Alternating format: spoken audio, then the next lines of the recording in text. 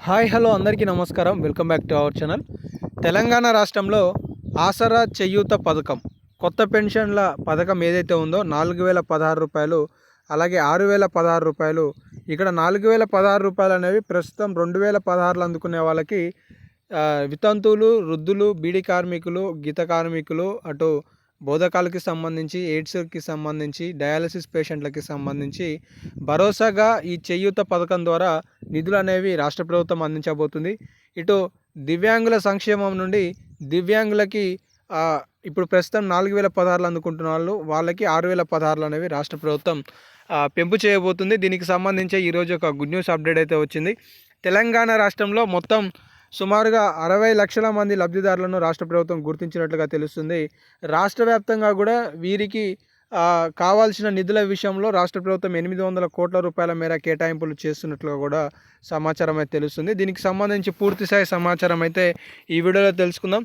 తెలంగాణ రాష్ట్రంలో ఎన్నికల హయాంలో కాంగ్రెస్ రాష్ట్ర ప్రభుత్వం ఆసరా పెన్షన్లకి సంబంధించి మేనిఫెస్టోలో ప్రకటించిన విధంగా, అలాగే ప్రజాపాలనలో కూడా దరఖాస్తులు అనేవి స్వీకరించింది.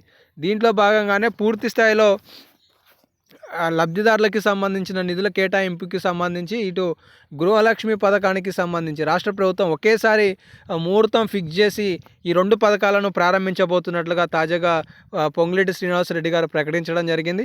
తెలంగాణ రాష్ట్రంలో జనవరి 12వ తారీఖు నాడు 7500 రూపాయల రైతు భరోసా పథకం, అలాగే ఇటు డిసెంబర్ నెల 16వ తారీఖు నాడు అసెంబ్లీ సమావేశాలు జరగబోతున్నాయి.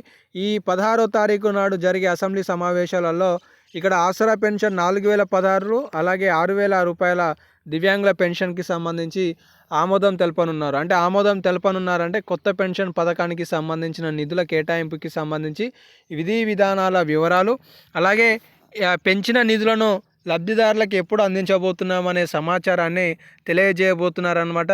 ఇప్పటికే మంత్రి సీతక్క గారు కూడా పూర్తి స్థాయిలో సమీక్షా సమావేశాలు నిర్వహించి కావాల్సిన బడ్జెట్ ఎంత, అలాగే 2 పెన్షన్లు పొందుతున్న వాళ్ళ సంఖ్య, వీరికి ఎలాంటి చట్టపరమైన చర్యలు చేపడుతున్నామనే సమాచారాన్ని కూడా వాళ్ళు విడుదల చేయబోతున్నట్లుగా తెలుస్తుంది.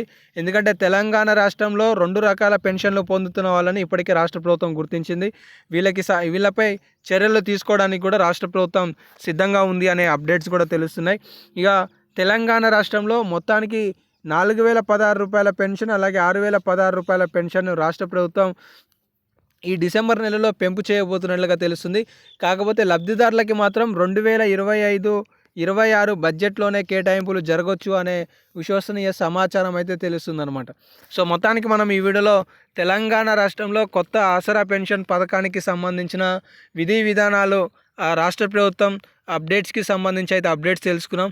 ఇంకా రాబోయే వీడియోలలో కూడా మరెన్నో అప్డేట్స్ వస్తుంటాయి కాబట్టి వాటిని మిస్ కావద్దనుకుంటే మన ఛానల్ని సబ్స్క్రైబ్ చేసుకొని ఫాలో అవుతుండండి. ధన్యవాదాలు.